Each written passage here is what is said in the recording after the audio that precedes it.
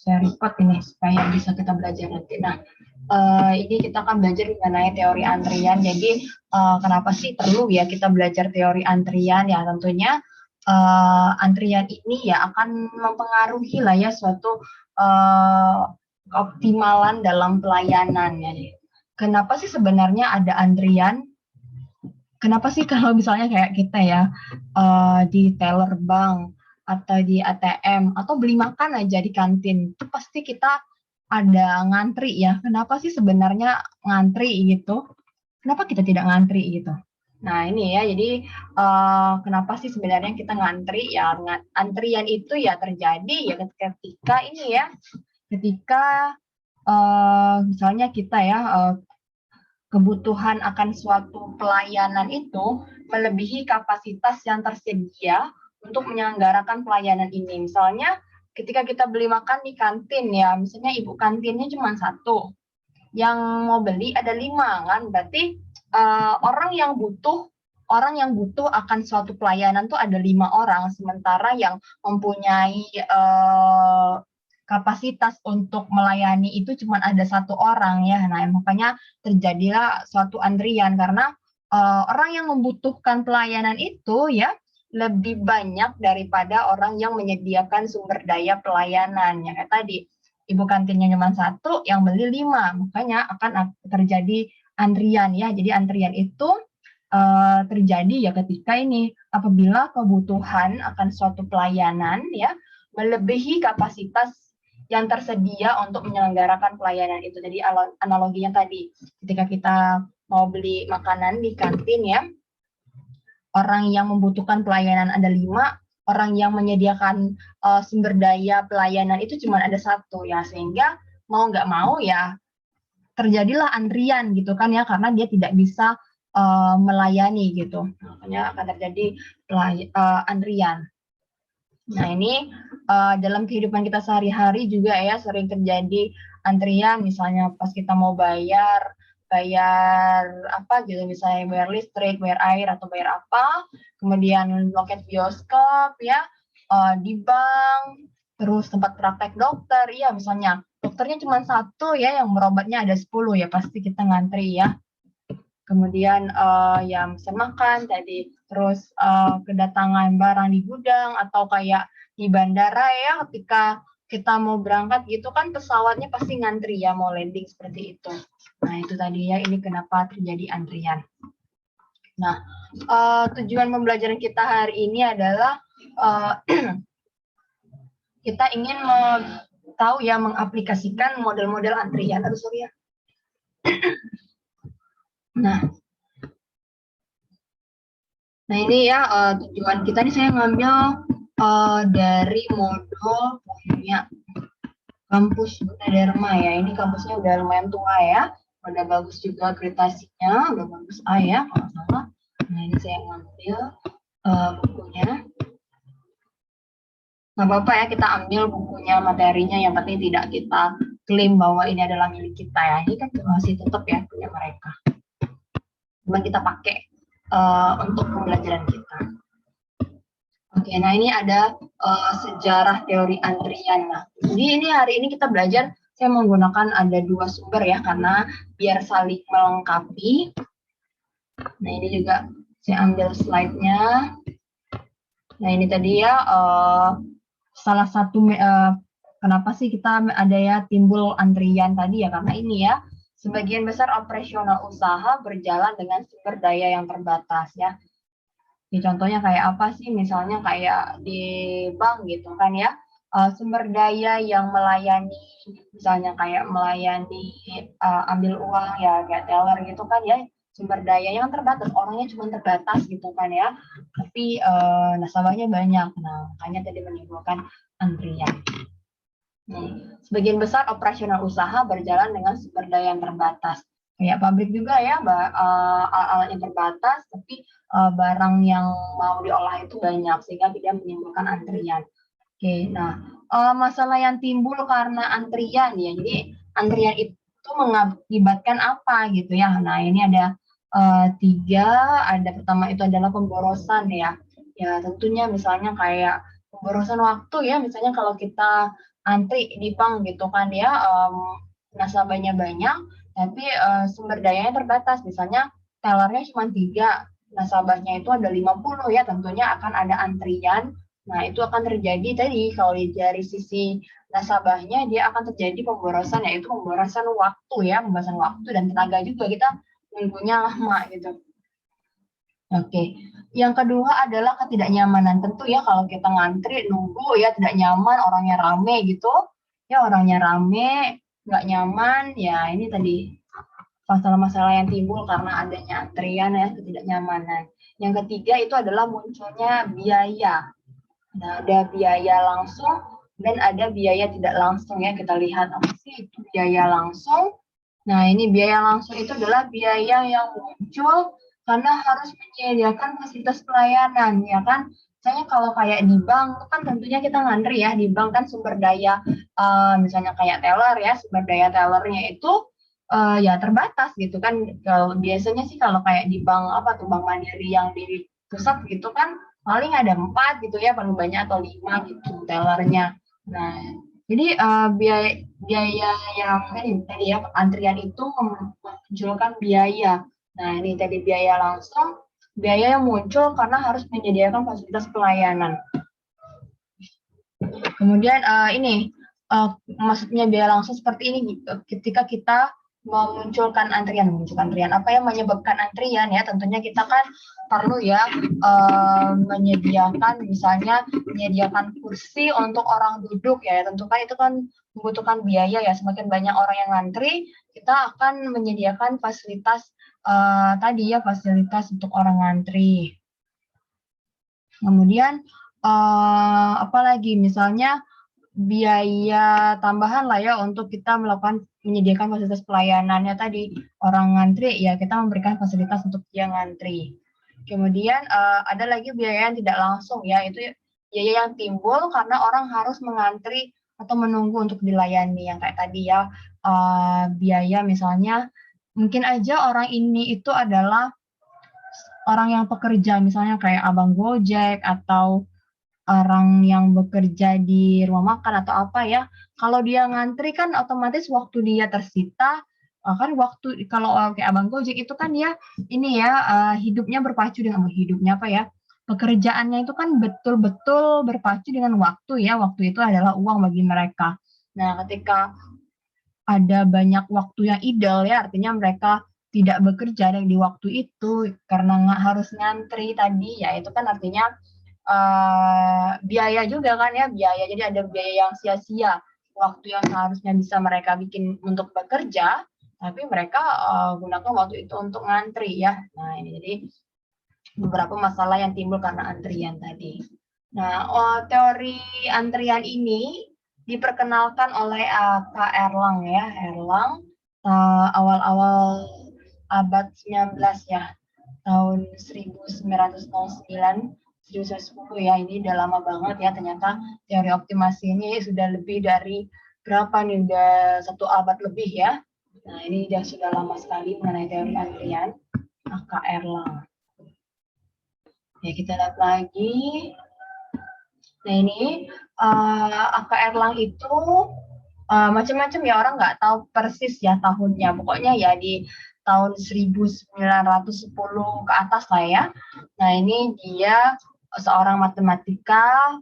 Nah, bukunya ini ada ya, dia Solution of Some Problem in Theory of Probability of Significance Automatic Telephone Exchange. Oke, nah ini bukunya. Nah, teori antrian ini saat ini banyak diterapkan dalam berbagai bidang bisnis, yang misalnya kayak bank, supermarket. Dia ini harus tahu ya, kalau kita bergerak di bidang perbankan atau supermarket, itu kita harus paham betul ya mengenai teori antrian. Kalau enggak, ya kita bakal merugi. Misalnya, kita sudah ini ya, bisa menaksirkan ya, berapa sih nasabah itu dalam satu hari itu berapa, dan berapa harus kita sediakan tellernya seperti itu ya. Karena kalau kita menambahkan misalnya, aduh orang rame nih gitu, kita tambahkan 1 teller. Nah, kan kita mau merekrut teller itu kan ini ya, sulit ya merekrut teller, terus harus menggajinya ya seperti itu. Nah, jadi harus kita perhitungkan ya optimasi berapa banyak teller yang harus kita pekerjakan ya ketika kita misalnya kita tahu bahwa tingkat kedatangan nasabah itu berapa. Sama juga kayak supermarket. Nah, jangan kalian pikir misalnya kayak di Jamtos atau di Trona, banyak kasir itu ya, banyak kasir itu dia asal-asal aja gitu. Ah, pokoknya ini saya mau kasirnya 5 aja gitu, 4 aja. Tentunya kan mereka punya perhitungan untuk optimasi berapa banyak sih kasir yang harus ada di dalam supermarket. Misalnya kita sebagai klien nih ya, kita misalnya pengunjung Jamtos gitu, ketika kita mau ngantri, kita dalam hati berpikir, ngapa sih ini nggak ditambah aja gitu kasirnya, supaya kita itu nggak ngantri lama-lama gitu kan ya, tambah aja kasirnya gitu. Nah, padahal pihak Jamtosnya sendiri itu sudah ada dia perhitungannya optimasi, misalnya dia tahu ya tiket kedatangan pengunjung itu berapa di supermarket itu ya. Nah, kemudian berapa lama dia bisa dilayani oleh kasir tersebut ya. Nah, itu sudah dia perhitungkan dan berapa keuntungan dia. Nah, ketika dia ingin menambahkan kasir ya, dia nggak bisa seenak-enaknya gitu aja menambah kasir gitu kan. Dia lihat, wah rame nih, tambah aja kasirnya. Nggak, dia itu harus memperhitungkan. Ketika dia menambahkan kasir, berapa biaya yang ditimbulkan. Misalnya kan menggaji kasir kan harus digaji ya. Nah, misalnya menggaji kasir berapa? Tingkat kedatangan pengunjung berapa? Dia terlihatkan misalnya kos yang dia keluarkan untuk menggaji kasir dengan tingkat keuntungan nasabah berapa orang yang datang itu dia harus perhitungkan ya. Dia harus mendapatkan untung yang banyak daripada melihat nih, oh ternyata saya dengan menambahkan kasir, keuntungan saya itu masih banyak gitu. Oke, berarti kita akan tambahkan kasir. Atau ketika dia hitungkan, misalnya saya nambah kasir, ternyata laba yang kita dapatkan itu nggak nutup gitu kan dengan kita menambah kasir ya seperti itu ya. Nah itu dia akan berpikir kita mau nambah kasir atau enggak gitu ya. Ya harus dihitung dulu nih kalau kita nambah kasir keuntungan kita menjadi berapa gitu. Nanti kita akan pelajari itu. Ya, ya ini ya masalah antrian dalam sehari-hari. Jadi kita perlu ya mempertimbangkan ya antrian tadi kayak supermarket. Tidak bisa kita seenaknya aja menambah kasir gitu. Jadi kita harus memperhitungkan apakah kita dengan menambah kasir ini kita bisa mendapatkan keuntungan atau tidak ya. Atau justru merugi gitu karena keuntungan yang didapatkan dari pembelanjaan itu ternyata tidak nutup gitu dengan kita memperkerjakan kasir tambahan ya seperti itu. Oke, ini ya tadi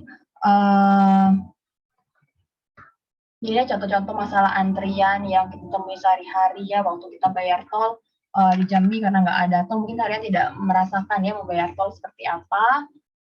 Ya pasti kita ngantri ya, ada mobil-mobil ngantri itu bayar tol. Kemudian ya yang sering kita antri ya, misalnya kayak ngambil uang di bank ya atau antri di ATM, membeli karcis misalnya karcis bioskop itu atau bayar parkir juga ya kita ngantri. Nah ini sebenarnya apa sih tujuan dari antrian? Jadi tujuan dari antrian ini sebenarnya kita mau merancang fasilitas pelayanan untuk mengatasi permintaan pelayanan yang fluktuasi random ya, karena kan kita nggak tahu ya orang yang datang itu seberapa-berapanya. Jadi kita mau menjaga ya keseimbangan antara biaya waktu nganggur pelayanan dengan biaya atau waktu yang diperlukan selama antri gitu. Nah ini tujuan dari antriannya supaya tidak banyak waktu menganggur gitu. Kita ingin menyeimbangkan antara waktu nganggur pelayanan dengan waktu yang diperlukan selama antri. Oke, nah ya ini ada beberapa elemen yang dalam sistem antrian ya kita akan kenal ini ada beberapa komponen, ada namanya pelanggan. Pelanggan itu adalah orang atau barang ya, pokoknya populasi ya yang menunggu untuk dilayani. Contoh, ketika kita mau ngantri di bank ya artinya pelanggan ya kita gitu, karena orang yang menunggu untuk dilayani. Kemudian di sini ada pelayan, adalah orang atau sesuatu yang memberikan pelayanan. Misalnya kayak di bank tadi ya, pelayannya berarti teller. Kemudian antrian ini adalah kumpulan pelanggan yang menunggu untuk dilayani. Nah, mungkin kita bisa lihat ilustrasinya seperti ini ya. Contoh untuk antrian, misalnya masukan itu berarti orang atau pelanggan lah istilahnya ya. Karena kan antrian itu kan nggak mesti orang gitu kan, bisa barang juga. Misalnya contoh seperti ini ya, masukkan pesawat datang. Misalnya kan kalau pesawat kan sistemnya antrian juga ya di bandara. Nah, misalnya masukkan pesawat datang, sistem ya lapangan terbang. Antriannya adalah pesawat menunggu di landasan ya, fasilitasnya adalah landasan pacu, keluarannya adalah pesawat terbang. Kan biasa gitu ya kalau orang antri untuk terbang. Lalu contoh lagi nih ya, misalnya kayak kita mau nyuci mobil ya, nyuci mobil kan antri juga ya kadang. Nah, jadi masukannya itu adalah mobil datang, sistemnya itu adalah cucian mobil ya, kemudian antriannya apa? Ya, yang ngantri itu adalah mobil, kemudian fasilitasnya adalah tempat cuci mobil, keluarnya adalah mobil selesai pergi. Lalu contoh lagi ya, misalnya ketika kita mau registrasi mahasiswa, kan kita ngantri juga ya di BAK dulu mungkin ya. Nah, ini masukannya adalah yang mahasiswa datang, sistemnya itu adalah registrasi mahasiswa. Yang ngantri ya antriannya itu isinya apa? Isinya adalah mahasiswa. Fasilitasnya adalah pusat registrasi, ya keluarannya adalah mahasiswa pergi. Atau contoh kayak di komputer kita ya, misalnya kan kalau kita mau perintah di komputer kan sebenarnya ngantri ya. Contoh misalnya masukannya itu adalah perintah, sistemnya adalah sistem komputer kita, antriannya itu adalah program komputer kita ya yang ngantri ya. Kemudian fasilitasnya adalah CPU, misalnya program komputer, misalnya mau ngapain, mau perhitungan matematika atau mau cetak apa gitu kan ya. Nah ya fasilitasnya di CPU, printer dan lain-lain, keluarnya adalah hasil. Nah ini contoh ini ya, contoh dari antrian.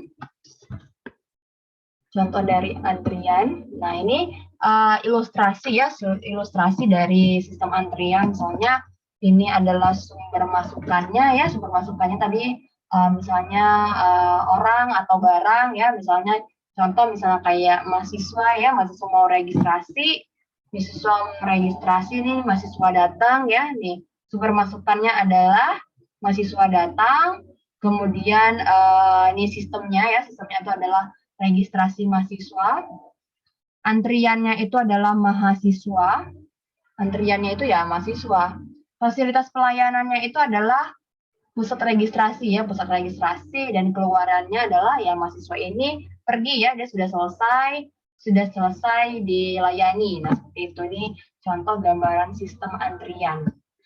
Ini ya, ini masukan, ini sistem antriannya. Di dalam sistem antrian itu ada antri ya, kemudian orang dilayani di fasilitas pelayanan, kemudian dia selesai ya, seperti itu contoh dari gambaran sistem antrian.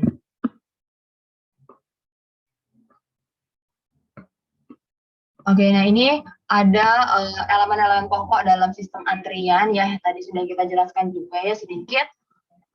Ini di sini ada sumber masukan ya, jadi sumber masukan itu adalah sesuatu yang akan menggunakan pelayanan atau sesuatu yang akan dilayani gitu, atau bahasa kita menggunakan kalimat aktif aja nih. Sumber masukan itu artinya sesuatu yang akan menggunakan pelayanan ya, bisa aja orang, bisa binatang ya, bisa barang. Nah, masukan di sini disebut dengan populasi. Populasi dikatakan besar jika banyak kapasitas pelayanannya itu bisa terbatas atau tak terbatas ya. Ini populasi itu nanti kita akan lihat ya, ada istilahnya populasi yang tak terbatas, ada yang terbatas. Ini ya, ini elemen pokok dari sistem antrian, ada sumber masukan. Kemudian pola kedatangan. Nah, pola kedatangan itu adalah cara individu dari populasi tadi memasuki antrian. Nah, nanti kita akan kenal ya, sebenarnya ini ada di materi statistik ya, tidak kita bahas apa itu distribusi Poisson, apa distribusi eksponensial ya, karena ini ada di materi statistik. Jadi di sini pola kedatangannya itu adalah dia mengikuti pola ya distribusi, misalnya kayak biasanya di sini pola kedatangan ini dia banyak typo ya. Pola kedatangan ya ini kedatangan. Jadi pola kedatangannya itu bisa konstan. Konstan itu artinya dia datang ke 5 ya, 5 tiap hari 5 seperti itu. Atau dia acak ya seperti itu. Nah, jadi pola kedatangannya itu mengikuti distribusi Poisson, atau ini sebenarnya bukan Poisson ya cara nyebutnya, Poisson ya, Poisson. Saya itu ingat banget tuh dosen saya waktu dulu ngajar ya, dosen statistik, dia nyebutin bahwa ini namanya distribusi Poisson ya, bukan Poisson gitu, karena ini bahasanya dari apa, bahasa Prancis kali ya, jadi disebut bacanya itu distribusi Poisson. Oke lah, kita ikutin aja distribusi Poisson. Nah, kemudian di sini ada pola kedatangannya, dia mengikuti distribusi Poisson. Kemudian waktu antar kedatangan ya biasanya acak ya, dia mengikuti distribusi eksponensial. Nah, ingat aja nanti kalau pola kedatangan itu dia mengikuti distribusi Poisson. Waktu antar kedatangan dia mengikuti distribusi eksponensial. Oke, nah kemudian ada istilahnya disiplin antrian. Nah, ini adalah pedoman keputusan individu untuk masuk ke dalam antrian. Nah, biasanya itu orang menggunakan ini ya, first come first serve ya, artinya siapa yang datang awal ya dia duluan yang diservis ya. Nah, ini ada macam-macam bentuk ini ya. Salah tuh di mana sebenarnya? Oh, ini. Nah, ini ada disiplin antrian, artinya tadi ya, pedoman keputusan individu itu dapat masuk ke dalam antrian untuk dilayani, itu bagaimana ya, apakah first come first serve, ini macam-macam ya. Macam-macam nih, ada first come first serve atau disebut juga dengan FIFO ya, first in first out, artinya yang duluan datang ya duluan dilayani ya, atau first come first serve ya ini. Pelayanan disesuaikan dengan urutan kedatangan. Individu pertama datang, maka akan dilayani terlebih dahulu. Ya kayak kita di bank aja gitu kan ya. First come, first serve. Jadi orang yang duluan datang, akan duluan dilayani. Kemudian ada juga LIFO ya, kalau kita menggunakan sistem bertumpuk ya. Kita menggunakan sistem stack bertumpuk gitu.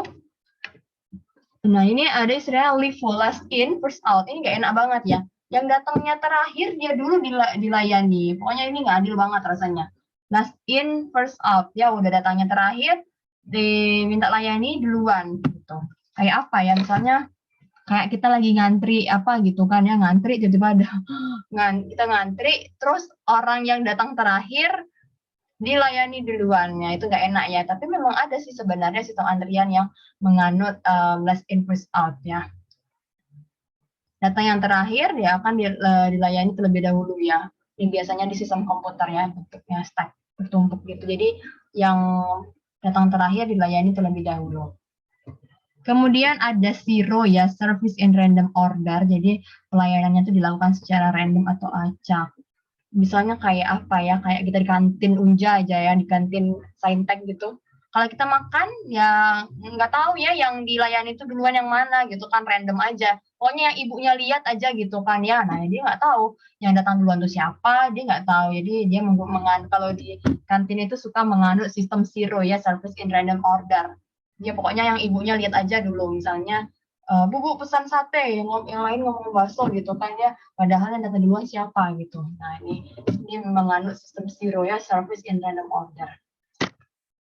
Kemudian ada lagi shortest operating time ya, atau shortest processing time. Dilayani pelayanan yang membutuhkan waktu lebih cepat akan dilayani terlebih dahulu. Nah, misalnya kayak apa ya? Kayak kita lagi ngantri fotokopi aja kayak gitu kan. Misalnya kita fotokopi 1 sama orang yang fotokopi 100, ya paling yang didahulukan yang fotokopi 1 lembar aja dulu ya gitu.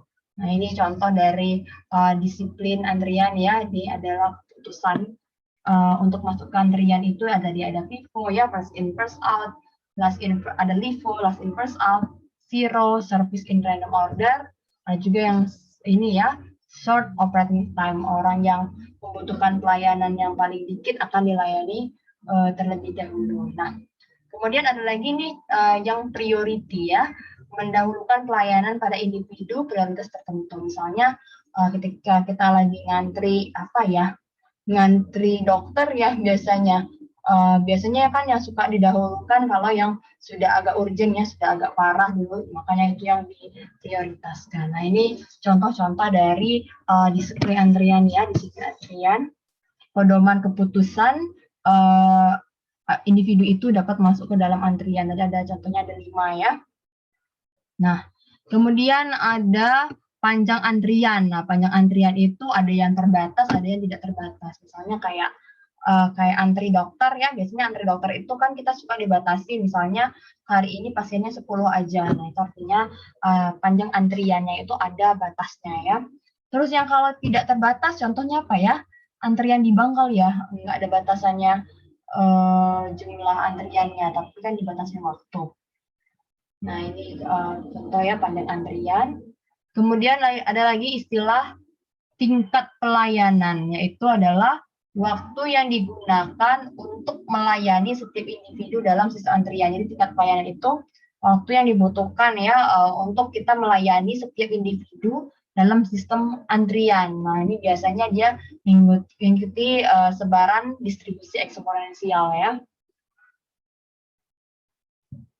Oke, nah Kak Esri, kalau waktu pelayanan itu dia mengikuti distribusi eksponensial. Tapi kalau tingkat pelayanan itu dia mengikuti distribusi Poisson ya, dengan ini unit per jam ya. Misalnya tingkat pelayanan itu artinya misalnya gini, berapa banyak sih orang yang bisa dilayani dalam 1 jam? Misalnya 40 orang per jam, berarti itu adalah tingkat pelayanannya seperti itu.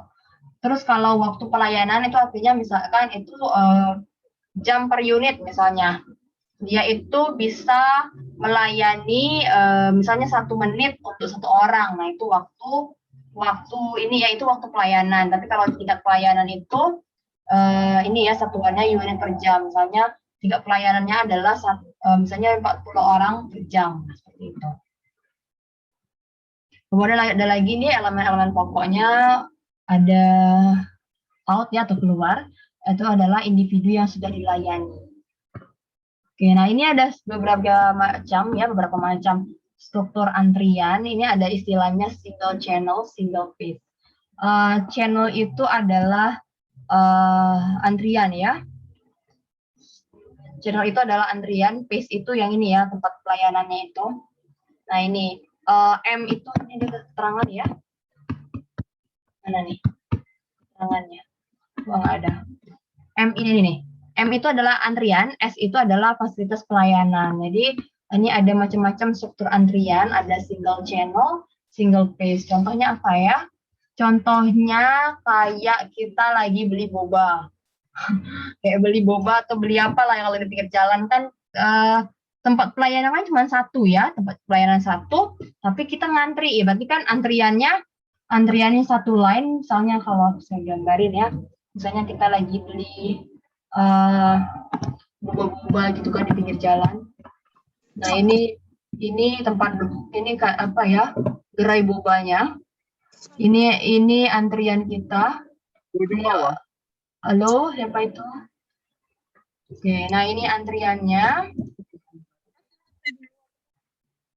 Oke, ini antriannya ya, berarti ini adalah single channel ya, single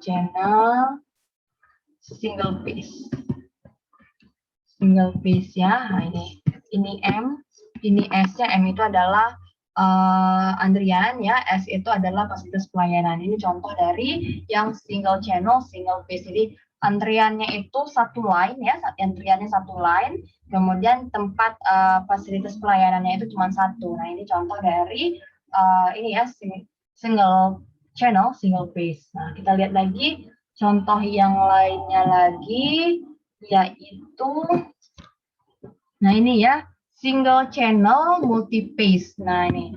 Jadi di sini antriannya itu satu line, antriannya satu baris aja, satu line, tapi ada fasilitas pelayanannya itu artinya ini ya, ada dua fase gitu, ada dua fase. Contohnya kayak apa ya? Contohnya kayak kita di rumah sakit ya. Kita di rumah sakit atau waktu kita vaksin COVID kemarin ya.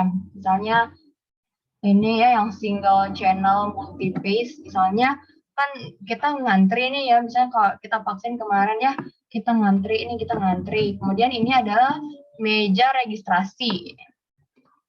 Ini ya, ini channelnya. Kemudian di sini ada meja registrasi. Nah, ini meja registrasi. Kemudian kan ini kita ngantri nih. Kita ngantri di meja registrasi. Habis itu udah selesai kan. Kemudian kita ngantri lagi nih ke meja untuk kita ngecek kesehatan. Misalnya waktu kita vaksin COVID kemarin kan awalnya kan kita ngantri untuk registrasi. Misalnya ini registrasi lah ya. Registrasi. Ini P1 ya. P1 ini fase kedua. Nah, yang kemarin itu ya kita antri, ini antrian, kemudian kita registrasi di ini fase 1 ini tempat kita registrasi. Kemudian yang kedua ini adalah cek kesehatan ya. Kan kita cek dulu nih ya, cek kesehatan, riwayat kesehatan, misalnya tensi segala macam gitu kan. Nah, ini contoh dari single channel ya. Single channel multi pace. Nih, ini contoh dari single channel multi pace, artinya line antrian kita satu, tapi fasilitas pelayanannya itu ya ada dua fase gitu. Nah, ini contoh waktu kita vaksin COVID kemarin ya, kita ke meja registrasi, habis itu kita antri lagi ke meja cek kesehatan. Ini contoh dari single channel multi pace ya. Kemudian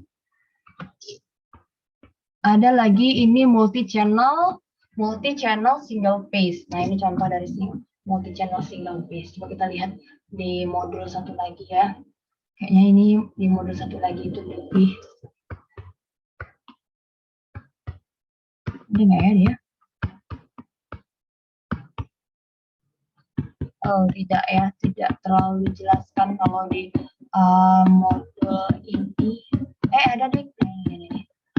Iya tadi ya, struktur antrian dan tadi single channel, single pace. Nah, ini tadi kayak kita ngantri boba tadi ya, antrinya satu line, ya fasilitas pelayanan ini cuma satu jenis itu aja. Hanya ada satu jalur yang memasuki sistem pelayanan atau ada satu fasilitas pelayanan. Jadi single pace itu hanya ada satu pelayanan ya.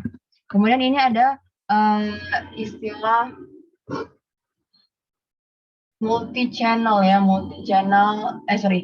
single channel multi pace. Jadi menunjukkan ada dua atau lebih pelayanan yang dilakukan secara berurutan yang kayak tadi ya. Ketika kita mau vaksin, line-nya cuma satu ya. Line-nya cuma satu, antrian barisnya cuma satu, tapi fasilitas pelayanannya itu ada dua jenis. Misalnya contoh, pertama kita ke meja registrasi, habis itu kita antri lagi ke meja cek kesehatan ya, seperti itu contoh dari single channel ya, multi pace. Kemudian ada istilah multi channel single pace. Nah, di sini ini terjadi kapan saja ya, di mana ada dua atau lebih fasilitas pelayanan dialiri oleh antrian tunggal.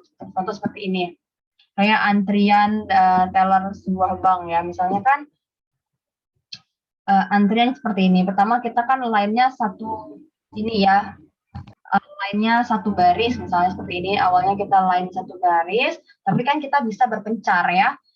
Kita bisa berpencar, misalnya mau ke teller ini atau mau ke teller ini ya, kan orang misalnya satu orang ini dia bebas ya mau ke teller ini atau mau ke teller ini. Nah, kalau beda kalau single channel multi pace, artinya tuh kan kita sebagai satu individu itu harus antri di meja ini juga, di meja ini juga gitu kan ya, itu single channel multi pace. Tapi kalau multi channel single pace itu artinya fase pelayanannya itu cuma satu, cuman sumber antriannya itu ada lebih. Misalnya kayak gini ya, kita ngantri satu line ya, misalnya individu yang ini ya dia bisa ke sini ya, bisa ke sini atau bisa ke sini gitu kan, dia milih mau ke sini atau ke sini ya. Nah ini contoh dari multi channel single page. Jadi dilayani hanya satu single page. Jadi dilayani jadi cuma nanti kayak individu ini ya dia cuma dilayani oleh fasilitas ini atau yang ini gitu, dia milih. Kalau yang ini multi channel multi page, nah ini artinya di sini multi page ini memiliki beberapa fasilitas pelayanan pada setiap tahapnya sehingga lebih dari satu individu dapat dilayani pada suatu waktu. Nah contohnya kayak kita ini ya registrasi kayak registrasi mahasiswa di universitas kan, meja registrasinya kan banyak ya, meja registrasinya banyak. Nah ini contoh dari multi channel. Jadi orang yang ngantri pun lainnya kan macam-macam ya, lainnya jalurnya macam-macam. Nah ini contoh multi channel multi space. Oke, nah ini ya tadi kita sudah banyak tahu ya bagaimana tadi struktur antrian ya. Ini struktur antrian ya disesuaikan ya dengan fasilitas pelayanannya. Nah ini ada model umum ya, model umum dari sistem antrian, model umum dari sistem antrian. Nah ini formatnya ya, modelnya ya. Oke, ini ada seperti ini, M garis miring 1 garis miring I, itu apa sih sebenarnya ya? Nah ini model umumnya ya. Jadi yang pertama itu adalah tingkat kedatangan ya, tingkat kedatangan, kemudian tingkat pelayanan. Yang ini jumlah fasilitas pelayanan, kemudian besarnya populasi, kemudian panjang antrian. Nah kita lihat nih. Oke, kita sering sih kalau kita lagi belajar teori antrian, nanti di soal tuh suka gini. Di mana modelnya itu adalah M garis miring 1 garis miring I. Nah, itu maknanya adalah seperti ini ya. M yang di awal ini adalah tingkat kedatangan, dia itu mengikuti distribusi Poisson ya. Tingkat kedatangannya itu mengikuti distribusi Poisson. Yang kedua adalah tingkat pelayanan ya, tingkat pelayanannya itu mengikuti distribusi Poisson nih kalau M lagi nih. Berarti ini tingkat kedatangan mengikuti distribusi Poisson, di tingkat pelayanan juga mengikuti distribusi Poisson. Satu berarti fasilitas pelayanannya cuma satu nih, berarti dia single phase ya, di sini nih ada single phase satu. Kemudian ini garis miring yang ini lagi adalah besar populasi ya. Besar populasi itu I, sumber populasi tak terbatas, artinya infinitif. Nah kalau I itu maksudnya infinitif ya, tidak terbatas. Kemudian yang terakhir ini I panjang antrian, artinya di sini panjang antriannya ya infinite gitu kan ya, infinite artinya tidak terbatas. Coba kita lihat lagi ya. M ini berarti tingkat kedatangan mengikuti distribusi Poisson, tingkat pelayanan juga mengikuti distribusi Poisson. Nah ini jumlah fasilitas pelayanan S, berarti S ya tergantung. Misalnya ada tiga phase ya, ada tiga tempat pelayanan, berarti S ini adalah jumlah tingkat pelayanan. Kalau satu berarti satu, kalau S itu berarti lebih dari satu ya, kita nggak tahu, tergantung soalnya. Kalau dia simbolnya di sini S ya, artinya jumlah fasilitas pelayanannya lebih dari satu ya. Kemudian besarnya populasi I, artinya infinite ya, tidak terbatas. Ini juga panjang antriannya infinite, tidak terbatas. Coba kita lihat lagi yang ini juga ya, tingkat kedatangan, distribusi Poisson ya, tingkat pelayanan juga distribusi Poisson. Jumlah fasilitasnya satu ya, artinya cuma satu fasilitas pelayanan. Nah yang ini besarnya populasi infinite ya, tidak terbatas. Nah ini yang terakhir panjang antrian F, artinya finite. Finite itu adalah terbatas ya, nih panjang antriannya terbatas. Oke, contoh lagi nih modelnya, ini ya tingkat kedatangannya nih MMSFI, berarti tingkat kedatangannya distribusi Poisson, tingkat pelayanan juga ya distribusi Poisson. S, jumlah pelayanannya itu, fasilitas pelayanannya itu S ya, berarti lebih dari 1 gitu. Kemudian besarnya populasi, F, finite, artinya jumlah populasinya itu terbatas ya. Kemudian panjang antriannya I, panjang antriannya berarti infinite, artinya tidak terbatas. Seperti itu ya cara kita membaca model ya, model sistem antrian. Oke, nah ini ada notasi-notasi ya dalam sistem antrian, banyak ya, ya kalian hafalin dan pahami gitu. Nah, ini ada penjelasannya ya. Ini ada notasinya lambda. Lambda itu adalah tingkat kedatangan ya. Lambda itu adalah tingkat kedatangan rata-rata. Satuannya itu adalah unit per jam. Misalnya tingkat kedatangan rata-rata nasabah itu adalah 50 orang per jam. Nah, contohnya seperti itu ya. Tingkat kedatangannya misalnya 50 orang per jam. Atau tingkat kedatangan mobil hari ini, misalnya di dalam parkiran, 50 unit per jam, seperti itu ya. Nah, ini lambda. Kemudian ada seperlambda. 1/lambda ini adalah waktu antar kedatangan rata-rata ya, waktu kedatangan rata-rata, antar kedatangan rata-rata. Satuannya adalah jam unit, misalnya satu mobil itu datangnya berapa sih, berapa lama ya? Nah, misalnya kita sebut waktu antar kedatangan rata-rata itu misalnya 1 menit per unit, artinya 1 unit itu datangnya setiap menit gitu. Kemudian ada apa nih? Ada MIU ya, MIU tingkat pelayanan rata-rata. Misalnya teller itu bisa melayani 30 orang per jam, seperti itu ya. Nah, itu tingkat pelayanan rata-rata. Sepermiu artinya waktu pelayanan rata-rata. Ini banyak ya istilah, ada standar deviasi. N itu adalah jumlah individu dalam sistem.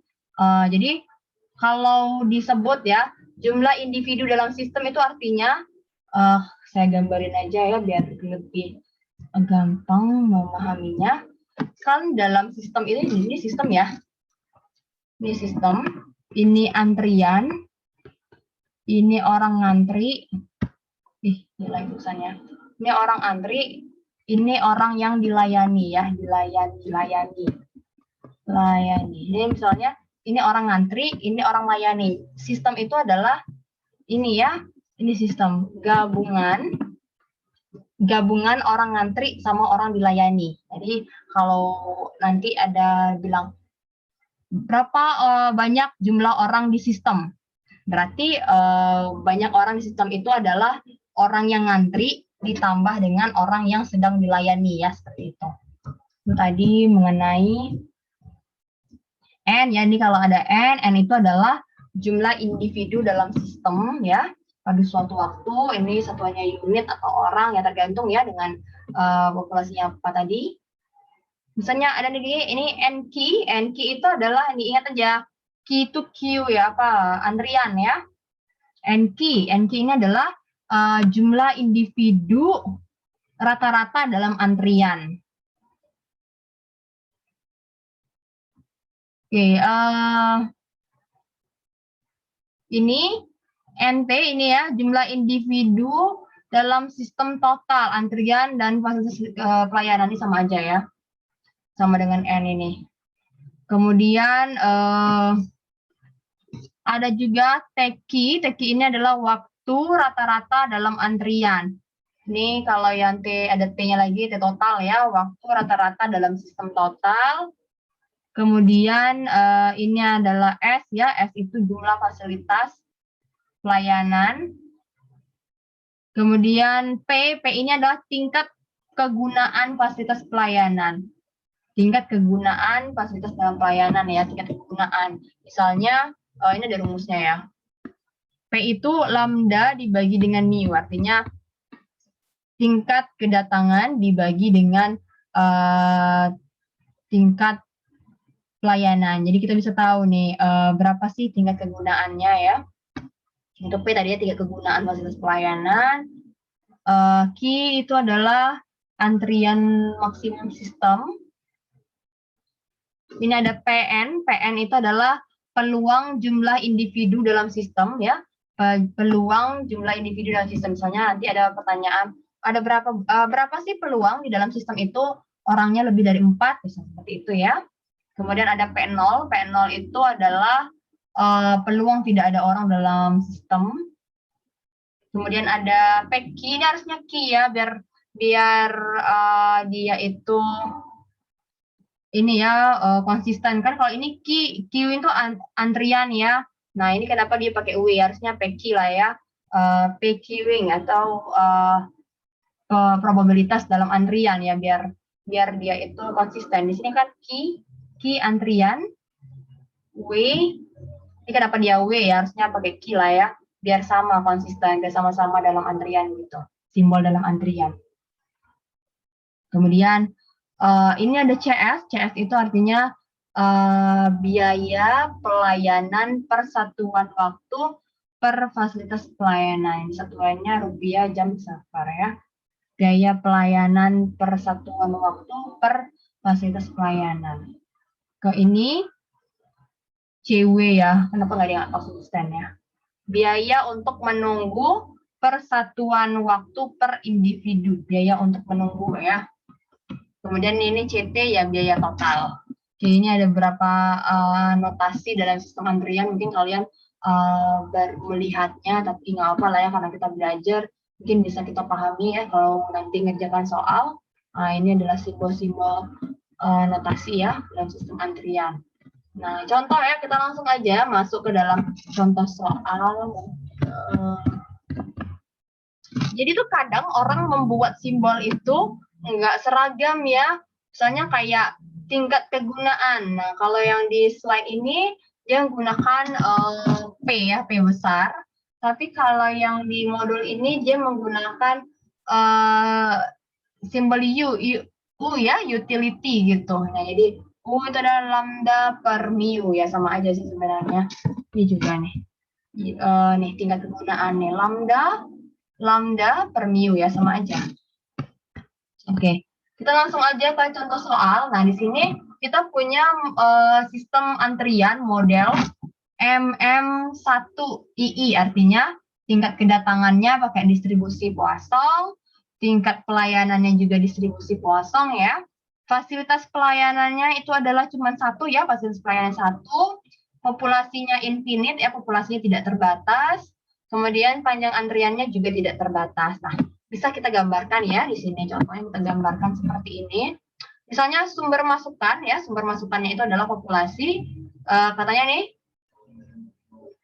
populasinya I ya, berarti populasinya itu infinite ya, tidak terbatas. Misalnya di sini sumber tak terbatas I. Kemudian setelah itu kan ini ya antriannya ya, antriannya. Nah, ini antriannya. Tingkat kedatangannya menggunakan distribusi Poisson. Kemudian kan ada masukan populasi, kemudian antrian ya, antrian. Nah, ini panjang antriannya. Panjang antriannya itu, yang ini ya, panjang antriannya itu adalah infinite ya nih. Infinite, tak terbatas. Dia mengandung sistem first come first serve ya nih. First come first serve. Kemudian kan masukan, kemudian antrian ya, antrian, terus panjang antriannya nih. Ini setelah ada panjang antrian kan fasilitas pelayanan ya nih. Fasilitas pelayanannya ini berarti tingkat pelayanan dan jumlah fasilitas nih. Tingkat pelayanannya menggunakan distribusi Poisson dan jumlah fasilitas pelayanannya itu ada satu ya. Oke, berarti ini terus keluar. Nah, kita mau cari misalnya ketika kita ditanya ada berapa banyak sih orang yang ngantri di dalam antrian gitu kan ya. Terus ada berapa banyak sih total orangnya dalam sistem misalnya. Berapa waktu antriannya rata-rata? Berapa sih waktu total di dalam sistem ini? Misalnya kan ya. Berapa sih peluang di dalam sistem ini ada 4 orang? Terus berapa tingkat kegunaan dari sistem ini? Nah, ini ya beberapa pertanyaan yang sering orang tanyakan. Nah, ini adalah rumusnya. Kalau ditanya, ibu hafal rumusnya? Enggak sih, saya nggak hafal ya, karena banyak sekali ini. Nah, jadi nanti kalau ujian ya, saya bebaskan kalian membuka referensi manapun, karena kita tidak mungkin ya bisa menghafal presisi ini ya, rumus ini. Yang penting kita paham aja gitu kan ya, paham ini tuh maknanya apa. Seperti ini ya, tingkat kegunaan ya. Tingkat kegunaan itu artinya ya tingkat kedatangan dibagi dengan rasio ya, rasio tingkat kedatangan dengan tingkat pelayanan ya. Itu kan dimaksud dengan utility ya, kegunaan. Berarti ini rasio antara tingkat kedatangan dibagi dengan tingkat pelayanan. Oke, ini ada beberapa ya, ini ya rumusnya. Oke, kita langsung aja ke latihan soal untuk sistem antrian model MM1II ya. Oke, contoh seperti ini ya.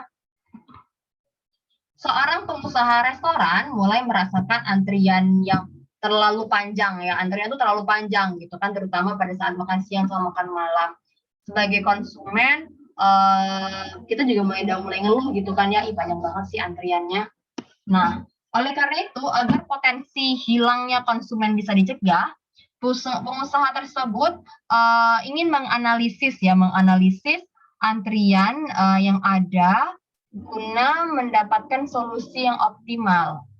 Nah, jadi dia mau analisis dulu nih. Dia lihat ya, antriannya sudah mulai panjang gitu kan. Saya mau nambah kasir, tapi saya takut saya nambah kasir terus malah saya rugi gitu kan ya, karena nggak nutup keuntungannya dengan saya membayar kasir gitu.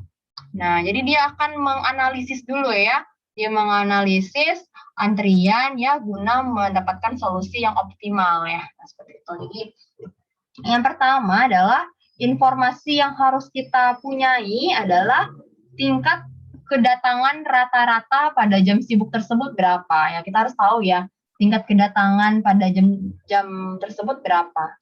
Misalnya tingkat kedatangan rata-ratanya itu adalah 50 pelanggan per jam. Oke, sekarang kita sudah mendapatkan informasi tingkat kedatangan, berarti lambda ya. Lambda sama dengan 50 pelanggan per jam. Kemudian tingkat kedatangan ini mengikuti distribusi Poisson ya. Kemudian waktu pelayanan itu adalah 1 menit per pelanggan. Waktu pelayanan itu 1 menit per pelanggan. Berarti sepermiunya itu sama dengan 1 menit ya, 1 menit per pelanggan. Kemudian dia mengikuti distribusi eksponensial. Nah, kita mau membantu pengusaha tadi, kita mau menghitung tingkat utility atau tingkat kegunaan bagian pelayanan. Nah, jadi kita perlu mengetahui ya. Di sini kita mau bantu pengusaha tadi untuk menganalisis antrian ya. Kita perlu hitung tingkat kegunaan bagian pelayanan. Nah, kemudian jumlah rata-rata pelanggan dalam antrian nih, NQ ya. Jumlah rata-rata dalam rata-rata pelanggan dalam antrian, kemudian jumlah rata-rata pelanggan dalam sistem. Dalam sistem itu artinya jumlah pelanggan dalam antrian sama jumlah yang dilayani ya. Kemudian waktu menunggu rata-rata ya, waktu menunggu rata-rata dalam antrian, kemudian waktu menunggu rata-rata dalam sistem ini ya. Kemudian peluang lebih dari 1 pelanggan dalam sistem. Terus kita juga ngitung peluang lebih dari 4 pelanggan dalam sistem. Oke, kita hitung yuk. Ya. Kita sudah mempunyai apa? Kita sudah mempunyai informasi apa? Di sini ya, kita sudah tahu lambdanya ya. Lambda itu adalah tingkat kedatangan rata-rata ya. Nah, per jam. Jadi kita tahu sini lambdanya itu adalah 50 pelanggan per jam. Nah, kalau kita mau menghitung tingkat kegunaan pelayanan, ya berarti itu kan P sama dengan lambda dibagi mu, ya, di mana lambda tadi adalah tingkat kedatangan, ya. tingkat kedatangan 50 pelanggan per jam, dibagi dengan MIU. MIU itu adalah tingkat pelayanan. Nah, Bu, tapi tingkat pelayanannya itu saya nggak dapat nih informasi di sini tingkat pelayanannya berapa ya. Nah, kita bisa lihat di sini. Waktu pelayanan. Waktu pelayanan itu 1 menit per pelanggan. Oke. Saya ini aja ya. Saya tulis ya di sini. Tadinya kita mau menghitung utility ya, tingkat kegunaan pelayanan dalam sistem ini ya. Rumusnya itu adalah lambda dibagi jelek banget. Lambda dibagi dengan itu, di mana lambda ini adalah tingkat kedatangan ya, tingkat kedatangan tadi kita tahu ya 50 orang per jam. Ini sini satuannya jam ke jam itu ya, 50 orang per jam. Nah, MIU-nya berapa? Kita tahu ya tadi dari soal bahwa tingkat pelayanannya itu, waktu pelayanannya tadi 1 menit per pelanggan ya. Tadi, nah, sepermiunya itu adalah 1 menit, nanti lagi tulisannya. Sorry ya, udah weekendnya udah mau dekat weekendnya sudah agak error. 1 menit, 1 per MIU ya, 1 per MIU ini ya, sama dengan waktu pelayanan 1 menit per orang.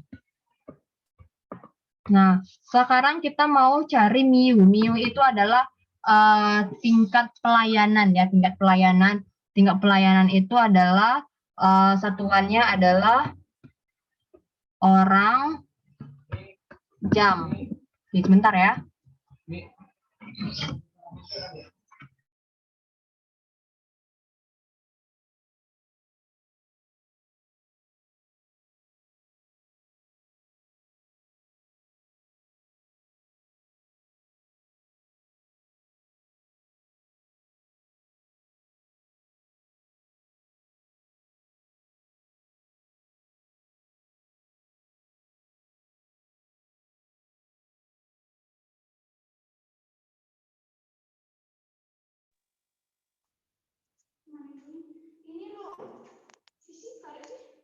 Tahu, iya kayaknya.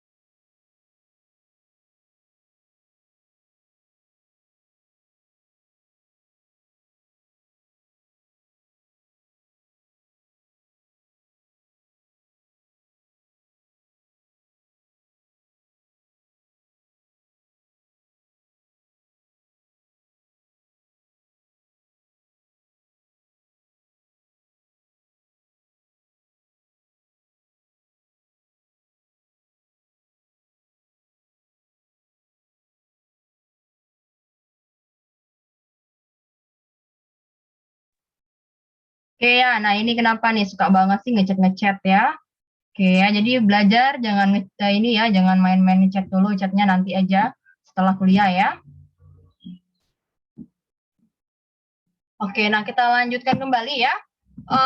Tadi kita sudah dapat sudah dapat informasi ya mengenai tadi 50 pelanggan per jam itu adalah tingkat kedatangan rata-rata atau disebut dengan lambda ya, lambda tingkat kedatangan rata-rata 50 pelanggan per jam, kemudian seper miu ya, ini waktu pelayanan 1 per miu.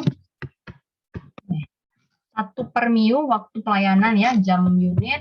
Oke, di sini, nah ini kita tahu 1 per miu-nya itu adalah 1 menit per pelanggan ya, 1 menit per pelanggan. Oke, Oke,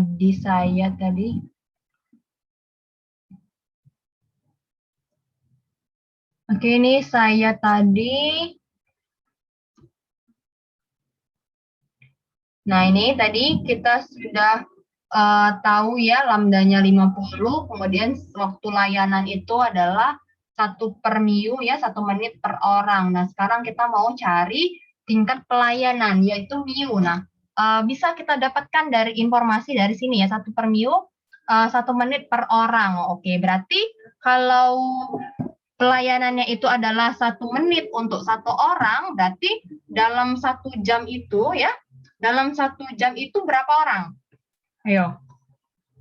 Kita tahu waktu pelayanan itu 1 menit untuk 1 orang ya. Ini berarti waktu pelayanan itu 1 menit untuk 1 orang. Berarti kalau tingkat pelayanan ya, berapa orang dalam 1 jam yang bisa dilayani? Kalau dari rumus ini. Berapa?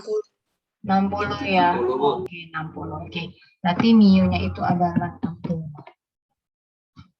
Oke, jadi di sini kita bisa ya. Oke, jadi di sini ya utility-nya adalah kegunaan tingkat utility atau tingkat kegunaan dari sistem ini adalah 50 per 60 ya, 5 per 6. Ini berapa nih kalau di kita presentasikan berapa presentasi berapa 50 bagi 6 berapa nih? Berapa 50 bagi 6? Silahkan nih, saya ada kalkulator nih. 5 bagi 6 kali 100. Oke, sekitar 83% lah ya.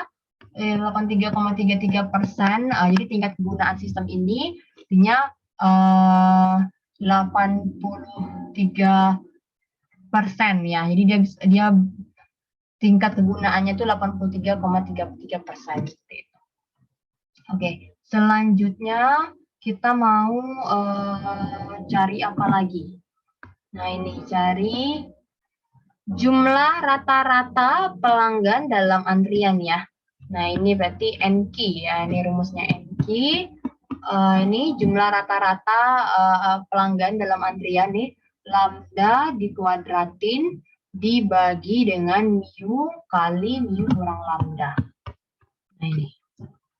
Ya, lambda tadi adalah tingkat kedatangan ya, tingkat kedatangannya itu adalah 50, berarti kita kuadratin 50-nya, kemudian dibagi dengan mu itu adalah tingkat pelayanan ya, tingkat pelayanan dikali dengan tingkat pelayanan dikurangi dengan tingkat kedatangan. Oke, seperti ini ya.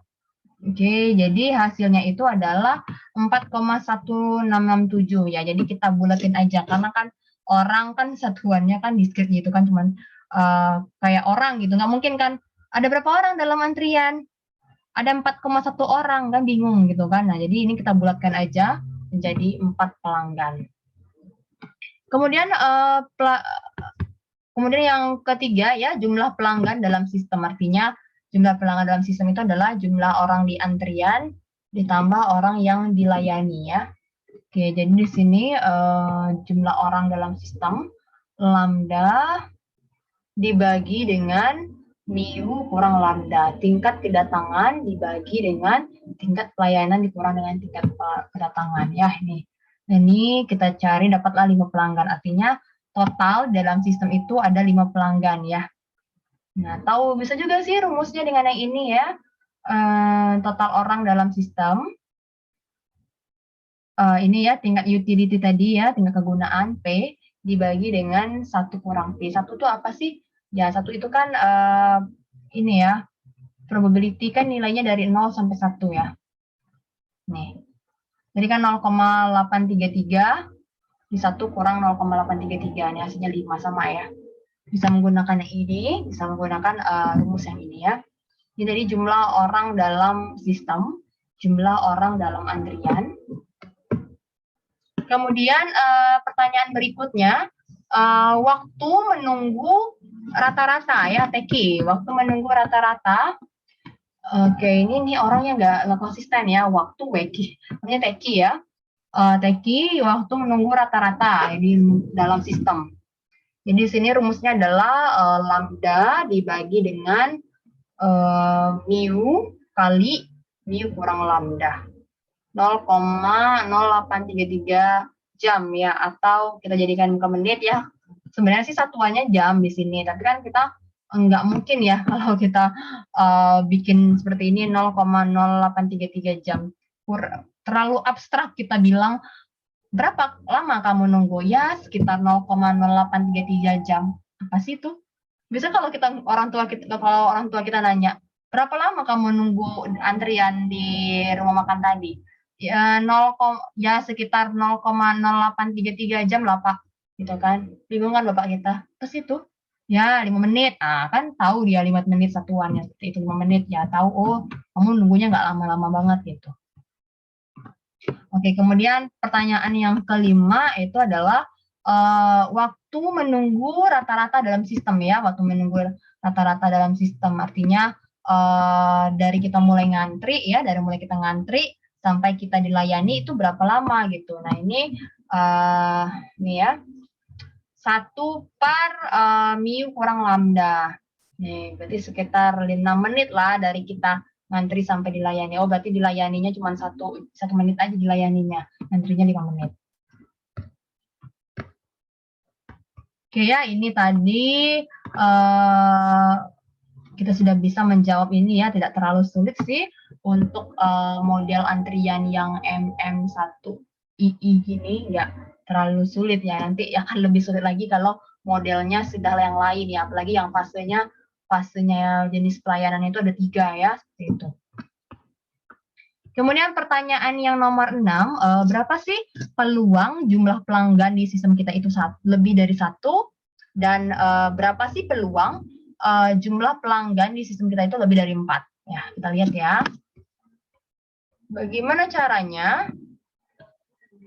Caranya itu adalah pertama kita hitung dulu ya. Ini ada rumusnya seperti ini. Nah, ini ya. PN, N itu adalah jumlah orang dalam sistem. Tadi kan kalau pertanyaannya PN besar dari 1 ya, besar sama dengan 1, peluang ketika di dalam sistem kita itu lebih dari 1 orang. Oke, berarti ini 1 kurang lambda per mu dikali dengan lambda per mu pangkat N. N ini adalah jumlah orang dalam sistemnya. Oke, kita bisa bikin seperti ini. Ketika kita ditanya ini ya, ketika kita ditanya berapa sih peluang lebih dari 1 pelanggan di dalam sistem kita, nah ini sama dengan rumusnya yang ini. Kita cari dulu PN-nya itu berapa. Misalnya ketika tidak ada orang di dalam sistem, maka N-nya itu kan 0 ya. Ketika tidak ada orang dalam sistem, berarti N-nya itu adalah 0. Nah, kita hitung dulu nih. Kita hitung dulu yang P0 ya, P0. Ketika tidak ada orang dalam sistem. Nah, ini rumusnya ya. Rumusnya itu adalah, oke kita cari dulu P0-nya. Oke, P0 berarti ini ya, 1 dikurang lambda per mu per lambda per mu kali N. N-nya 0 ya, ketika tidak ada orang, berarti N-nya itu 0. Berarti 1 ya, 1 dikurang dengan lambda per mu. Lambda per mu ini kan sama aja dengan ini ya, tingkat kegunaan tadi ya, 0,833 dikali dengan lambda per mu pangkat N ya, 0,833 pangkat 0. Pangkat 0 ya, berarti ini 0,167. Jadi peluang nggak ada orangnya 0 ya, artinya tidak ada orang di dalam sistem itu adalah ini 0,1667. Ini adalah peluang orangnya nggak ada dalam sistem. Kemudian peluang orangnya itu peluang ketika orangnya itu tepat 1 gitu ya. Peluang tepat satu ya, tepat satu di sistem ya. Ini adalah yang ini tadi ya, 1 dikurang lambda per mu dikali dengan lambda per mu pangkat n. N-nya kan 1 nih. Ini ketika dalam sistem itu tepat 1 orang ya. Nah ini hasilnya ini. Kemudian kita hitung lagi. Tepat 2 orang, tepat 3 orang berapa, tepat 4 orang berapa ya. Kemudian kita cari ya. Nah, ketika pertanyaannya adalah berapa sih peluang orang dalam sistem itu lebih dari satu pelanggan ya. Berarti kan N-nya itu berarti sini P, N besar dari 1 ya. Pertanyaannya itu adalah peluang pelanggannya itu lebih dari 1 ya, lebih dari 1. Oke, berarti P, N besar dari 1 itu sama dengan 1 ya, 1 dikurangi dengan peluang N-nya itu lebih kecil sama dengan 1 ya. Berarti peluang itu kan totalnya 1 ya. Peluang itu totalnya 1. Berarti ketika kalau kita ditanya ini berapa sih peluang ya N-nya itu besar dari 1 ya. Kita kan nggak tahu ya besar dari 1 ya. 1, 2, 3, 4, 5, sampai N nggak tahu berapa. Nah, kan kalau ditanya berapa peluang lebih besar dari berapa peluang N-nya itu besar dari 1. Kita nggak tahu kan N-nya itu berapa. N-nya 2 kah? N-nya 3. Yang penting dia nanya berapa sih peluang N-nya itu besar dari 1. Berapa sih peluang pelanggannya itu lebih dari 1 di sistem. Nah, kita kan nggak tahu ya. Lebih dari 1-nya itu berapa kita nggak tahu. Oke, makanya di sini kita bikin ya, cara nyarinya itu adalah berapa sih peluang pelanggannya itu lebih dari 1. Berarti di sini adalah total peluang itu kan 1 ya, total peluang itu 1, makanya di sini rumusnya adalah 1 total peluang ya dikurangi dengan peluang N-nya itu kecil sama dengan 1 ya kan. Nah ini 1 ya dikurangi dengan peluang N-nya itu kecil sama dengan 1. Nah, tadi kita sudah dapat ya, tadi saya balikin lagi ke slide-nya. Nah, ini berapa sih peluang N-nya itu besar dari 1 ya, berarti ini 1 dikurangi dengan peluang N-nya itu kecil sama dengan 1. Makanya di sini 1 total peluang itu 1 ya, 1 dikurangi dengan ketika peluangnya itu tidak ada orang ya di P0 ya, tidak ada orang dalam sistem. Yang ini tadi 0,1667 itu artinya peluang nggak ada orang di sistem. Kemudian yang ini 0,1389 itu adalah peluang ketika tepat 1 orang di dalam sistem. Oke, nah ini kita jumlahkan ya, kemudian kita kurangi dengan 1. Hasilnya itu adalah 0,6944 ya, artinya peluang di dalam sistem itu lebih dari 1 orangnya ya, ini 69,44%. Kemudian pertanyaan berikutnya, berapa sih peluang ada lebih dari 4 pelanggan dalam sistem? Berapa sih peluang lebih dari 4 pelanggan dalam sistem? Nah ini kita ini orangnya typo lagi ya, ini harusnya PN besar dari 4 ya. PN besar dari 4. Nih, peluang pelanggan itu lebih lebih dari 4 orang dalam sistem. Oke, berarti ini rumusnya adalah ini orangnya tuh kayak copy paste gitu loh. Nah, dia lupa nih. Jadi artinya N besar dari 4, berarti ini 1 dikurangi dengan peluang ya. Jumlah pelanggannya itu kecil sama dengan 4 ya, kecil sama dengan 4. Oke, berarti ini 1 dikurangi dengan, berarti peluang orang yang ini ya, ada 4 orang dalam sistem itu, berarti ini peluang ketika nggak ada orang, peluang ketika ada orang 1 orang, orang kedua, orang 3, orang 4 ya, kita jumlahin. Ya, ini 0,983. Ya, Nah, kita kurangi dengan totalnya itu ada 1 ya. Berarti sekitar ini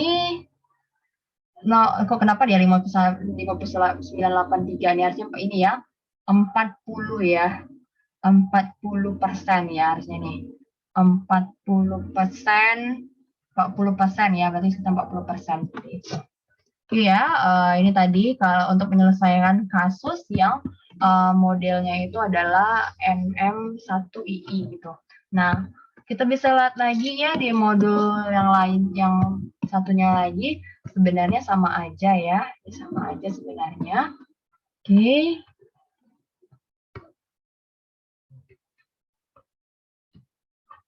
Ini sama aja sebenarnya.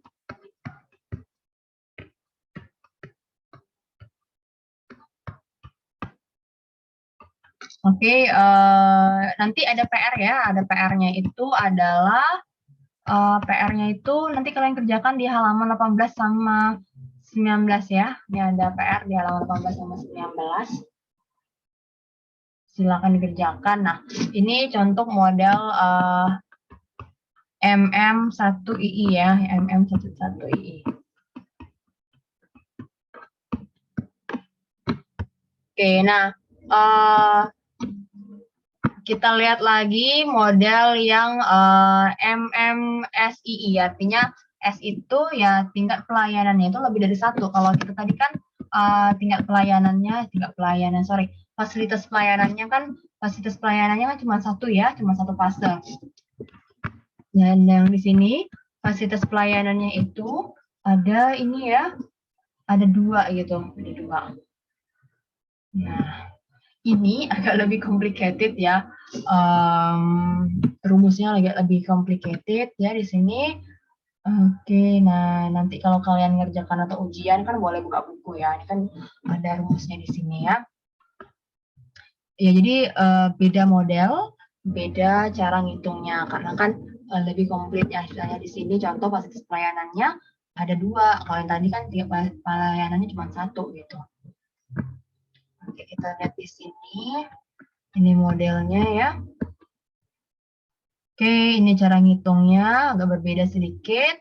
Kita langsung aja ya ke contoh soal. Nah, misalnya di sini Departemen kredit suatu bank mempekerjakan 3 orang karyawan. Berarti kan jumlah fasilitas pelayanannya itu ada 3 ya. Berarti S-nya itu ada 3 ya. S-nya itu ada 93 nih.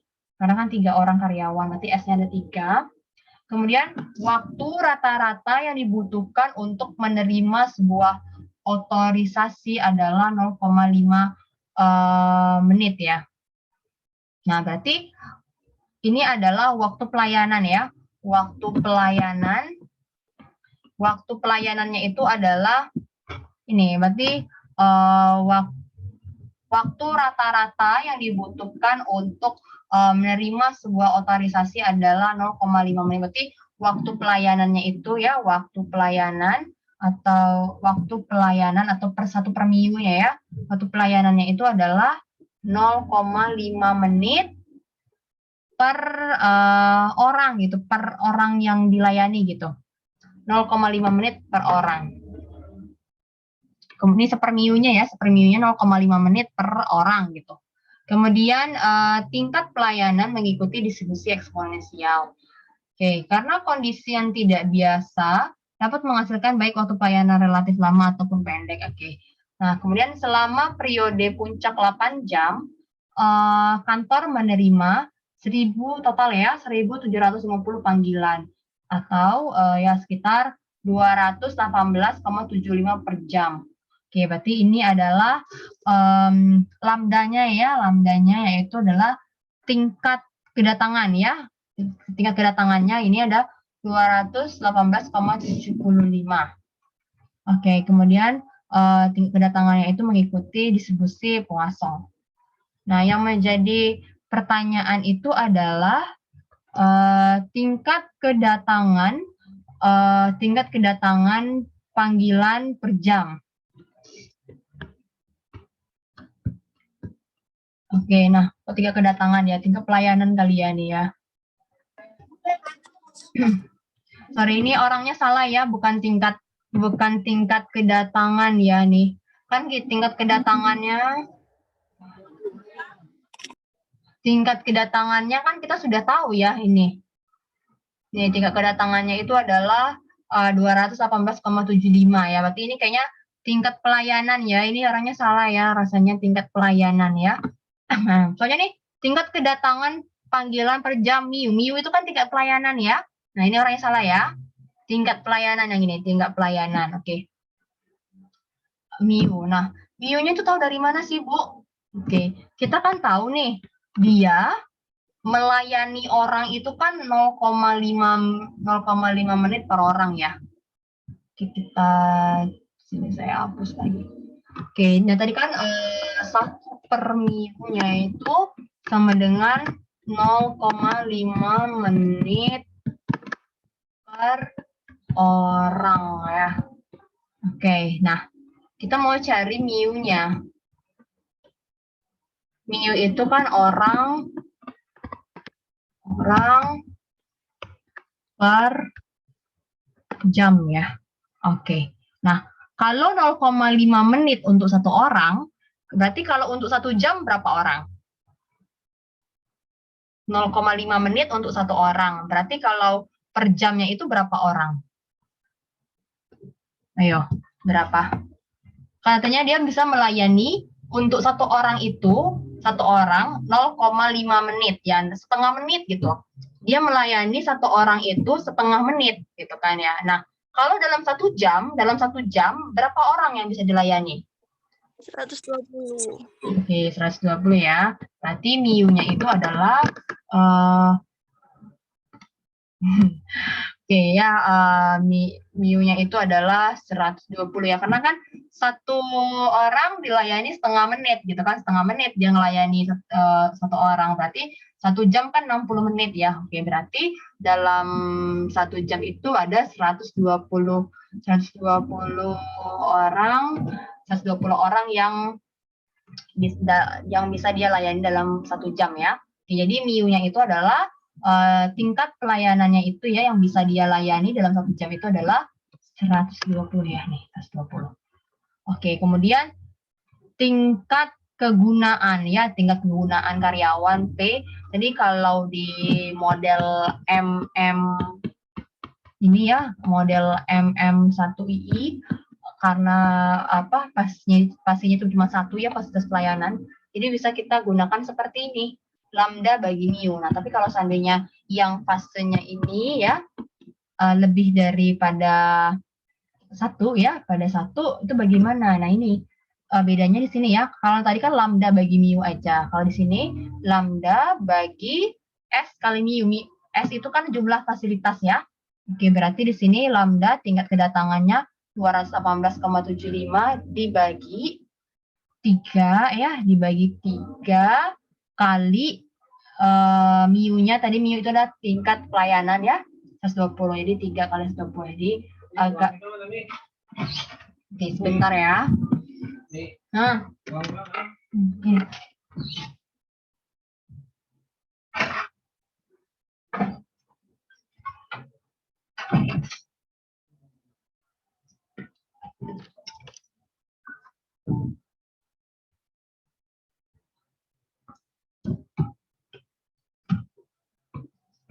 Oke ya, kita lanjutkan kembali. Nah, ini tadi ini ya tingkat kegunaannya, kalau yang model yang sebelumnya itu ya, karena fasilitasnya cuma satu ya, dia tinggal lambda bagi MIU. Tapi karena ini ada fasilitasnya ada 3, berarti lambda dibagi dengan S itu ada jumlah fasilitasnya ya, S kali MIU ya. Jumlah fasilitasnya kan ada 3 ya. Ini 3 kali MIU-nya, seperti itu. Kemudian peluang ketika tidak ada orangnya ya, atau tidak ada orang yang masuk dalam sistem itu ya, ini rumusnya agak lumayan panjang ya. Ya, ini kita pahamin aja. 1 dibagi dengan ini lambda per MIU pangkat n dibagi dengan n faktorial. Nah, di sini kan S-nya itu kan ada 3 ya, S-nya itu ada 3, sehingga di sini kita menghitung ya, N-nya itu adalah N dari 0 sampai S-1. S-1 berarti 3 kurang 1 ya. 3 kurang 1 itu 2. Oke, berarti kita hitung N-nya itu, N-nya itu adalah dari 0 sampai 2 ya. N-nya itu adalah 0 sampai 2. Karena kan ini S-1 ya, 3 kurang 1 itu 2. Sehingga yang kita hitung itu adalah N-nya dari 0 sampai 2. Oke, kita hitung ya. Pertama kita terapkan dulu di sini lambda bagi mu pangkat N. N-nya itu kan karena N-nya itu pangkat 0. Ingat ya, kalau seandainya apapun kalau di pangkat 0, maka dia itu kan hasilnya adalah 1 ya. Nah, berarti ini adalah 1 per N faktorial ya, N-nya itu 0, berarti 0 faktorial. Ditambah dengan, ketika N-nya 1, berarti lambdanya tadi ya, 218,75 dibagi mu itu 120. Pangkat N-nya itu adalah 1 ya, pangkat 1. Dibagi dengan N-nya adalah 1 ya, 1 faktorial. Ditambah dengan 218,75 dibagi mu-nya 120 ya. N-nya 2, berarti pangkat 2. Dibagi dengan 2 faktorial. Kemudian, nah ditambah kan udah selesai ini kan tadi N-nya itu adalah dari 0 sampai 2 aja ya, kan S-nya 3. S kurang 1 berarti 3 kurang 1, 2. Berarti N-nya itu adalah dari 0 sampai 2. Udah. Kemudian kita cari lagi yang ini. Lambda per mu pangkat S. Ya, jadi lambdanya 218,75 dibagi 120. S-nya itu 3 ya, pangkat 3, dibagi dengan 3 faktorial, dikali dengan 1 dikurang 218,75 ini lambda, dibagi dengan S kali mu ya. S kali mu-nya 120 kali 3, 360 ya. Nih, udah, nih hasilnya berarti peluang ketika tidak ada pelanggan ya, berarti ini ada 0,1417. Kemudian pertanyaan berikutnya D, jumlah pedagang rata-rata menunggu ya, jadi jumlah orang yang ngantri ya. Nah ini rumusnya lambda ya, lambda kali mu NQ ini apa rumusnya? Ini ya, lambda kali mu ya dikali dengan lambda per mu pangkat S per S min 1 faktorial dikali dengan S kali mu dikurangi lambda kuadrat dikali dengan P0. P0 itu tadi ya peluang ketika tidak ada orang yang ngantri di dalam sistem. Oke, ini hasilnya ya, berarti total orang yang menunggu itu ya sekitar 0,5647. Kita bulatkan jadi 1 orang seperti itu ya. Kalau ditanya berapa orang, nggak mungkin kan kita bilang 0,5647 orang gitu. Nah, kemudian kalau kita ditanya berapa sih total orang yang menunggu ya, total orang yang menunggu dalam sistem, berarti ini ini bukan total, rata-rata ya, ini rata-rata ya. Rata-rata orang yang rata-rata orang dalam sistem itu tuh ada berapa? Berarti ini adalah rata-rata orang yang menunggu ditambah dengan lambda per mu. Oke, orang yang menunggu tadi kan yang ini ya, 0,5647 pedagang. Kemudian ditambah dengan lambda per mu. Lambda per mu-nya segini, sehingga kita dapatkan 2,3876 pedagang. Oke, nah. Kemudian waktu tunggu ya, waktu tunggu rata-rata. Ya ini ya rumusnya nanti tinggal kalian masukin aja nih. P0 itu adalah peluang ketika tidak ada orang yang dalam sistem gitu ya, tidak ada orang dalam sistem.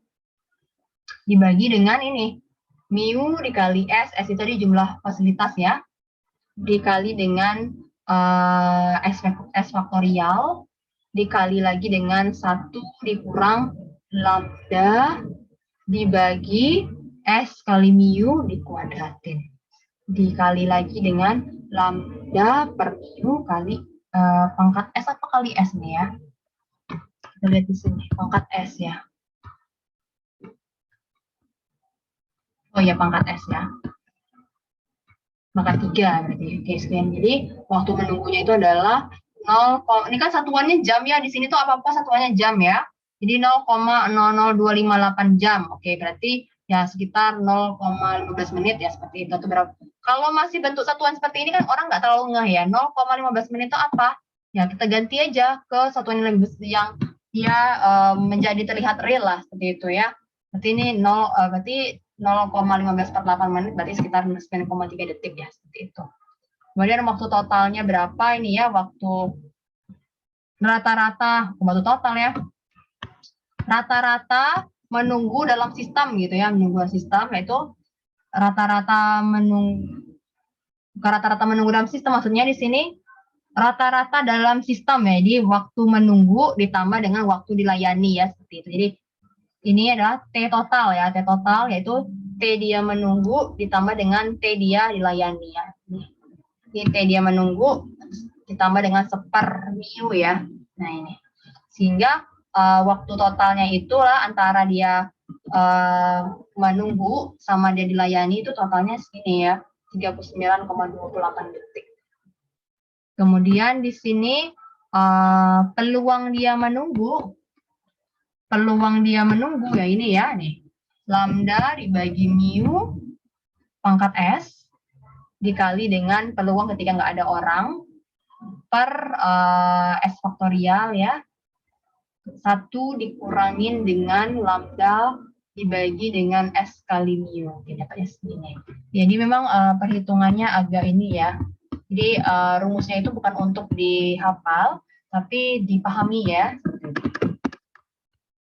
Ini masih banyak lagi ya kita soal jam berapa nih? Oh, udah mau sholat lagi, sholat Jumat ya. Oke. Ini model yang lain ya, bisa kita minggu depan.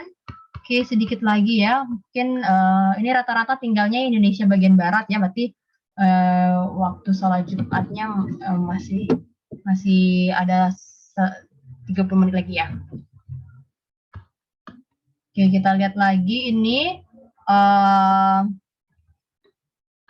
contoh ya, misalnya Departemen Kredit ini ya menerima keluhan dari banyak pedagang bahwa waktu otorisasi terlalu lama. Ya, dia terlalu banyak ngantri ya, karena tadi mungkin pelayannya itu terlalu sedikit. Nah, jadi manajer departemen sedang mempertimbangkan menambahkan satu lagi karyawan tata usaha untuk mengurangi waktu menunggu. Jadi tadi banyak keluhan dari pelanggan bahwa lama banget nih ngantrinya. Jadi si manajer itu berpikir untuk menambahkan lagi karyawan ya supaya orang nggak lama ngantri. Nah, dia merasa bahwa biaya otorisasi total akan naik karena menambah karyawan. Bila seorang karyawan tata usaha itu penghasilannya 1.100 per jam ya, termasuk semua gaji dan jaminan lainnya, dan biaya mendapatkan seorang karyawan check out sedang menunggu adalah 2.100 per jam. Misalnya kalau ada karyawan yang idle ya, maksudnya tuh dia menunggu itu, maka biayanya itu adalah 2.100 per jam. Kehilangan penjualan karena penundaan ya, seperti itu. Nah, jadi ketika ada karyawan yang idle, maka dia itu biaya yang hilang itu adalah 2.100 gitu. Jadi dia pertimbangan juga ketika ada karyawan yang idle, maka dia itu kehilangan berapa gitu kan ya, kehilangan misalnya perusahaan ini akan kehilangan biaya berapa gitu kalau ketika ada karyawan yang idle ya. Nah, tentukan apakah lebih baik dia itu punya karyawan tetap 3 atau dia mau nambah 4 karyawan, mana bagusnya gitu kan ya. Nah, jadi dia mempertimbangkan untuk menambah karyawan lagi itu ya dengan cara tadi dia lihat dia analisis dulu. Oke, nah ini biaya total ya, biaya totalnya itu nih rumusnya adalah untuk biaya total. Biaya total sekarang per jam dengan 3 karyawan, maka ini ya S ini tadi ya jumlah pelayanan tadi 3. Cost-nya kan 1.100 nih, gaji dia itu 1.100. Ditambah dengan jumlah total orang ya, jumlah total orang dalam sistem itu 2,3876 orang dikali dengan cost check out tadi ya. Ini 2.100 ini adalah cost ketika kalau ada karyawannya idle. Jadi perusahaannya tuh rugi ya, ruginya 2.100 nih. Oke, kemudian kita jumlahkan ini. Hasilnya itu adalah 8.313,95. Ini biaya total sekarang per jam dengan 3 karyawan ya.